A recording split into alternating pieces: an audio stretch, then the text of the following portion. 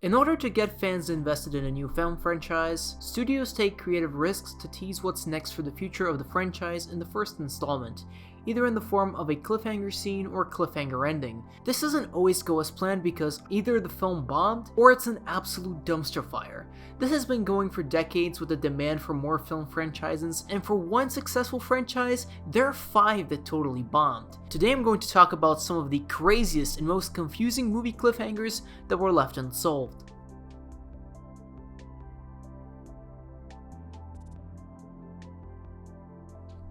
X-Men Apocalypse was an okay film, but I think this was the point where I genuinely thought that the franchise would go to shit once again.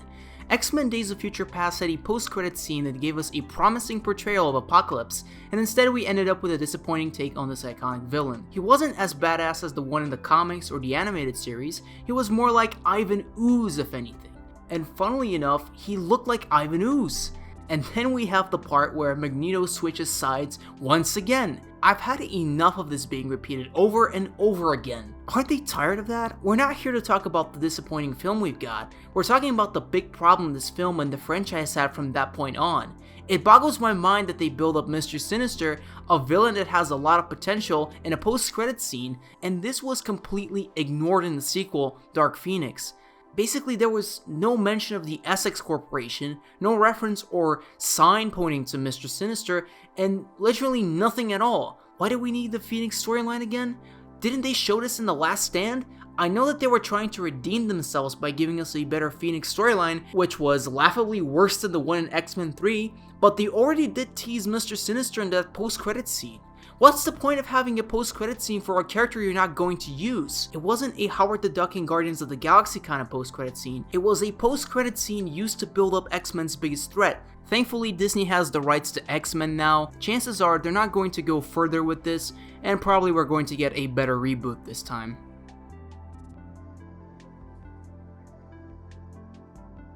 This shouldn't come off as surprising, as it was one of the first MCU films which not only built up the Avengers in a post-credits scene, but also had a cliffhanger which teased the villain for a future Hulk movie. In this one, Bruce Banner, played by Edward Norton, teams up with Samuel Stearns, who in the comics turns into the badass villain, the Leader. For those who've seen the animated series like I did, the Leader would make a great villain for a Hulk film, and he could be easily implemented in the MCU. It would come to no surprise that they would plant the seeds for a potential Hulk sequel with one simple detail in Abomination's transformation scene. After embracing his new powers, Abomination throws Samuel Stearns onto the floor and destroys the laboratory. As a result, Stearns gets infected with Bruce Banner's blood, and you can see him mutating and smiling as his brain begins to expand in size. This is enough to set up the Leader as the main villain in the next Hulk film, or even a potential Avengers movie, but unfortunately this idea was scrapped. The Leader's last MCU appearance is in the comic book The Avengers Prelude: Fury's Big Week, where Black Widow arrests the insane Samuel Stearns and places him into S.H.I.E.L.D.'s custody. Not much is known about the Leader after that, and honestly, it's a pretty terrible use of his character. The Incredible Hulk sequel didn't come to fruition due to rights issues, but as of January 13th, 2020, the rights to Hulk were reacquired by Marvel. This means that there's a chance of a Hulk movie in the near future. After all, Mark Ruffalo reportedly has one film left in his contract, but there is no news of him ever returning after Endgame. Even if they make a new Hulk film, it's doubtful that the Leader will be the main villain for canonical reasons. Godzilla 1998 is hated by many Godzilla fans so much that they wouldn't acknowledge it as a Godzilla movie. Hell, even Toho renamed the 1998 one Zilla, as it barely resembled Godzilla or even had its trademark atomic breath. So, in order to avoid any backlash, I'll refer to this film as Zilla. This film was Hollywood's first attempt at making their own adaptation of the Big G. Originally, it was going to be more true to the source material with another original giant monster villain in a mix, called the Griffin. But this idea was scrapped in favor of one with a smaller budget directed by Roland Emmerich, which ironically went over the limit that Sony were so cautious of. See, the project itself was pretty ambitious. They had hype advertisements about this film everywhere, and you can see that they cared about making a smash hit kaiju film. It had a big toy line and even an online MMO game for the PC, but it turned out to be a huge disappointment. This is basically a kaiju film mixed with the Roland Emmerich style of disaster movie. You've got all the hype promotion, the cheesy lines, That's a lot of fish. the generic romantic subplot, the nationality stereotypes, You said this was French roast. and of course, tons of CGI eyegasm. Since it's a huge franchise like Godzilla, they would try to set up a sequel from the get-go. In this film, Zilla dies, the eggs in Madison Square Garden are destroyed, but oh no, our last shot of the film is one of Zilla's remaining eggs. I wonder what's going to happen. Oh yes, very predictable. Even though the box office numbers for this film were positive, it was outshined by the negative reviews from both critics and Godzilla fans. Apparently, Sony greenlit the idea of a sequel with Godzilla finally facing off another giant monster in Australia, an insect called, I shit you not, the Queen Bitch. I don't know what they had in mind with this, but after all, it's a Roland Emmerich film. Will we ever get to see a Zilla return on the big screen? Doubtful, considering the fact that we have the Monsterverse and Zilla's not a fan favorite, so to say. On a side note, I'm honestly kind of pissed off we didn't see much of Zilla. I know he's kind of a Jar Jar to the Godzilla fans, but the animated series, which is the closest to a follow-up to the 1998 film, was pretty cool. The animated series Zilla was the monster this movie needed, not some mutated iguana who had no abilities other than laying eggs, surviving gunfire, eating fish, and getting squashed without displaying any offense to the real Godzilla. Freddy vs. Jason is a match made in heaven. These horror icons defined the slasher genre in the 80s and were the top draws of that era of horror. Their crossover film was teased in Jason Goes to Hell, and that was in 1993, 10 years before Freddy vs. Jason's release.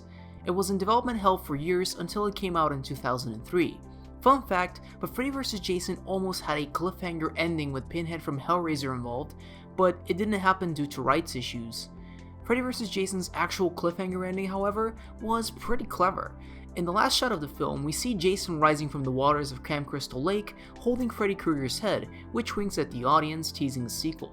The film performed pretty well at the box office, and there was a reason for this film to have a sequel, but let's be honest guys, it was kind of disappointing. It wasn't the WWF vs. WCW bad, but it wasn't that good. It played on the slasher tropes, it wasn't that scary, and the battle between Freddy and Jason could have been a bit better. You know, there's a lot of things that are really weird with this crossover. Why is Jason's reaction to water all of a sudden even worse than the one in the other films? The fight scenes were pretty good, but it should have focused less on that generic slasher teen cast of the film. I mean, if I had to choose between Freddy vs. Jason and their shitty remakes, I would definitely prefer Freddy vs. Jason, hands down. They still managed to capture that charm of the 80s slashers in some way, especially Freddy's comedic chops, but some of his one-liners didn't deliver that well in this one. So what happened then?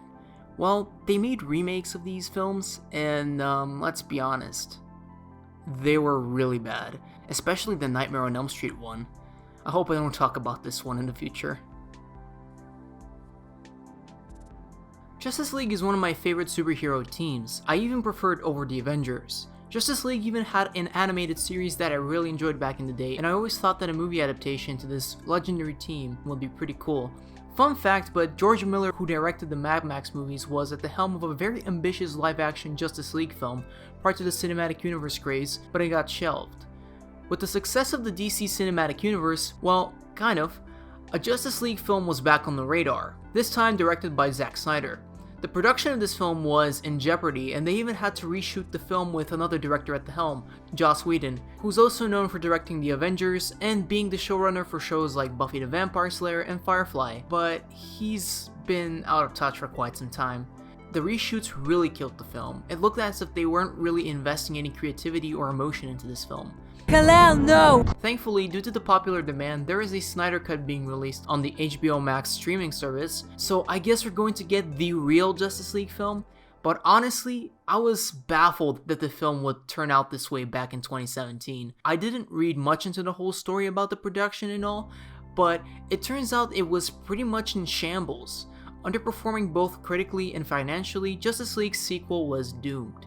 The Joss Whedon version of Justice League that was shown in theaters had a post-credit sequence where Lex Luthor escapes Arkham Asylum and then recruits Deathstroke to form the Injustice League on a yacht. Pretty badass, right? Well, we're definitely not getting this anytime soon, as Deathstroke's presence in the post-credit scene was supposed to tease Ben Affleck's The Batman, which is no longer in the works as Batfleck is replaced by Robert Pattinson, and they're taking a very different direction with this as far as I know. I might be wrong, but let's hope that the Snyder Cut is a success and we get a proper closure on this film once and for all. Well, there you have it, guys. Do you know any other films that fall into that category? I'm pretty sure I've missed some big ones out perhaps, but I was looking for the craziest ones. Thanks for watching, and I'm Kalayan, signing off.